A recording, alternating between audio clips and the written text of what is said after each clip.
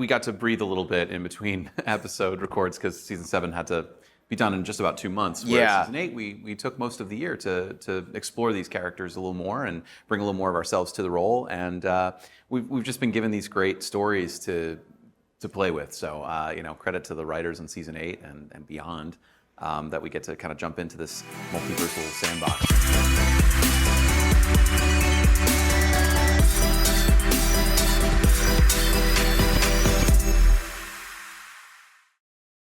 I am so excited to be here with the cast of one of my favorite series, Rick and Morty.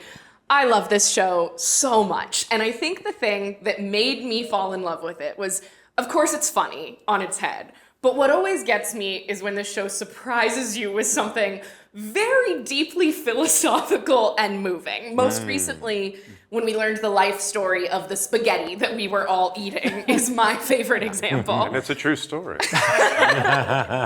I'm curious if each of you has a favorite serious moment from Rick and Morty that you just keep going back to. Tomorrow night, in the finale. Oh, It's coming. Stay tuned. Got some good serious moments in it. For sure. The Fear Hole has a lot. I think we were both kind of thinking Fear Hole. The season 7 finale was a great when Morty exploration realizes that, spoilers, that Rick isn't in the fear home, it gets pretty deep. Yeah, for sure. It's a version of Rick that's for the first time seen alongside Diane. So there's a lot of a new side of Rick seen in that episode, and I think overall kind of teed up season 8 really well too. It did. Yes, it was a good setup. Yeah. Now, Ian and Harry, obviously you guys inherited these roles and have done such a great job crushing it, coming into this family of TV. Indeed. And I'm curious what it felt like coming back. This was your second season, getting to play Rick and Morty. Did you feel a greater sense of confidence coming in, knowing you already have a season under your belt, you know you can do it? Some of us couldn't tell a difference when you started. Thank you. We just had more time. Honestly, it was. We got to breathe a little bit in between episode records because season 7 had to be done in just about 2 months. Whereas season 8, we took most of the year to explore these characters a little more and bring a little more of ourselves to the role. And we've just been given these great stories to play with. So credit to the writers in season 8 and beyond that we get to kind of jump into this multiversal sandbox and play for a bit. Yeah. Now, I do want to dive into some of the coolest storylines from this season. I think I really appreciated in the phone charger episode, the relationship that we get to see between Beth and Summer is so much fun. First off, I love correcting her about being a woman who calls herself a girl was one of my favorite jokes in there. What was it like getting to explore that dynamic that is so different between this like war-torn version of our teen idol Summer and becoming sort of a friend to her own mom? Well, I think that's, we all kind of get there eventually at some point with our own mothers. So to be able to play it out in real time was, I think, exciting for these two characters who I've been playing the role for a really long time. So to be able to meet my adult version of myself and talk to my own mother in the show was fun, Yeah, I loved how Beth was kind of like very Intimidated. nervous and intimidated by adult Summer. And that was my favorite part. Yeah. I was kind of like, oh my God, I want to turn her off. I'd like her to be my friend. Who are we? Who are we? It was fun. I enjoyed it a lot. Yeah. Now, Chris, another turning point that I think has some major implications for where we could go with your character is the road. There is this secret society of Jerrys off the grid. And there are so many possibilities now for more kinds of Jerry that we can see. Obviously, I love Cool Jerry in his leather jacket. What would you like to see from a Jerry that we pull from the road? Oh, maybe a pirate Jerry would be fun. Maybe sort of a Jacques Cousteau type Jerry. Anything to do with the ocean, I think, would be fun to see. Yeah, like a maritime Jerry. Yeah, Just general maritime. yeah. Jerry. Maritime Jerry. Yeah. Almost a nimbus. Interesting, given that today was the day that Chris got voted most likely out of all of us to grow gills in a water world situation. Go figure. What is the context that? for that? I missed that. Yeah. It was Dan Harmon It was riff. a Dan Harmon riff. Yeah. Who knows? I love to hear it. Well, of course, the universe is expanding. Keith, we're very excited. Just got this major announcement about our beloved President Curtis.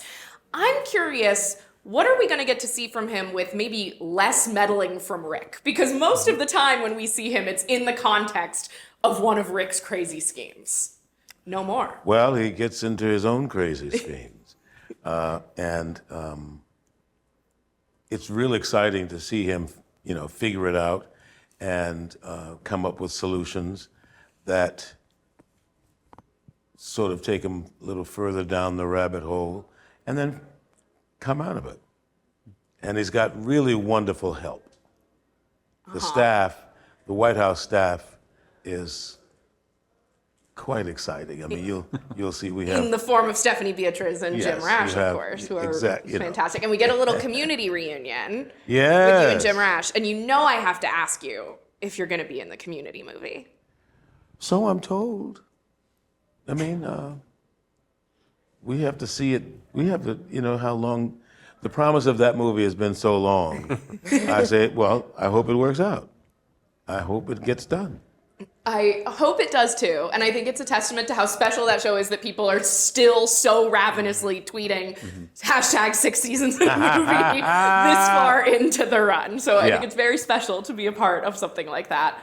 Now, of course, Sarah, we have Scrubs reboot coming up. I grew up loving this show so much. Elliot was such an idol to me. What are you most excited about for getting to reteam with Donald and Zach and bring this show back? We're all so pumped. I mean, it was something we kind of talked about for a while, but everybody's lives are busy and in different jobs, and the idea of it actually lining up and working out feels like a complete dream. We were just talking about this earlier, and like what we would request to have happen. And so I was saying a flash mob. That's my, I don't know how they're going to work it in, but that would be my dream. Okay, flash mob. You heard it here first. That needs to happen. Now, Spencer, I'm curious because I am maybe the world's biggest Greek fan. I have rewatched it I don't know how many times. Do you feel like you just naturally fit into this role of like everybody's big sister? Because I know I grew up feeling that way about you, and then you're Summer, and I'm like, yeah, she's my big sister here too. It was a natural, like linear, parallel, what do we call it? When you go from one to the other just really easily. So yeah, that was Seamless. Seamless.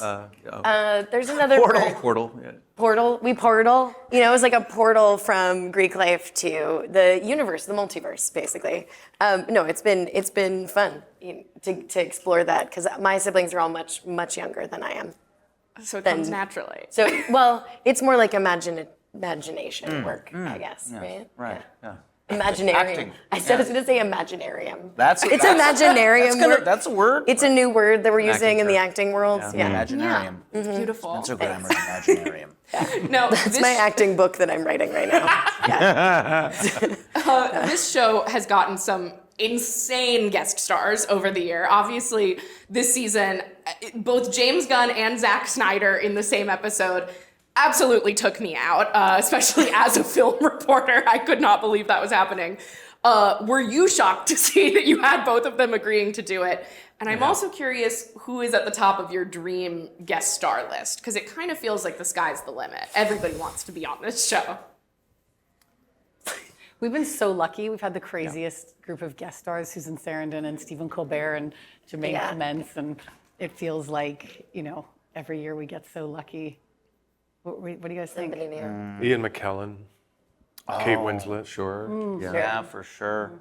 Kate Blanchett. All the Kates. All the great The British Kates. actors. Across the board. Okay. You think they do it?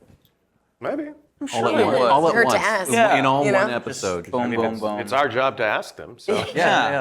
Reach out to We'll Hey, call you them got up. that in the New Deal memo? I got that in the New Deal memo. Yeah. Yeah, you guys are doing the outreach. We're There's not doing a it. team. It's just you guys. That's why we're here at Comic-Con, actually. We decided we'll Are do any like of on the them- boots, are any of them here? Can boots we on the ground. grab Yeah, we meet have a few more people. casts coming in. Do Waiting- you want to waiting like in the wait in the wings? Yeah, lobby? just- We're going to be in the Nintendo room the whole time, just waiting for new people to come in and acquisitioning them to do, Kate episodes of Blanchett Rick and Morty. was gonna go and do Mario Kart next. Oh, is she? Yeah, She's yeah. a huge No, she fan said of the she had Rizzler. next. Absolutely. Yeah. She loves him. Natural. Put a quarter down. Yeah. My goodness. Yes. No, Keith, I also want to congratulate you on the news that you are receiving a star on the Hollywood Walk of Fame. Very well deserved. So many iconic roles. You shared the sweetest video of the moment that you found out. Has it set in yet that you are going to have a star and that people are going to be stepping on your name every day? Ironically, I just was speaking at John Carpenter's ceremony when he got his star, and yet another friend of mine, Glenn Turman, got his star just last week. So You would have felt left out. it hasn't really, it's like having my own is like, oh my, my mind is blown. Because I frankly, I mean, the video that you saw, I thought I was being punked because my publicist and my wife, they set me up so that I had to watch under false pretenses. and I was watching, and I was,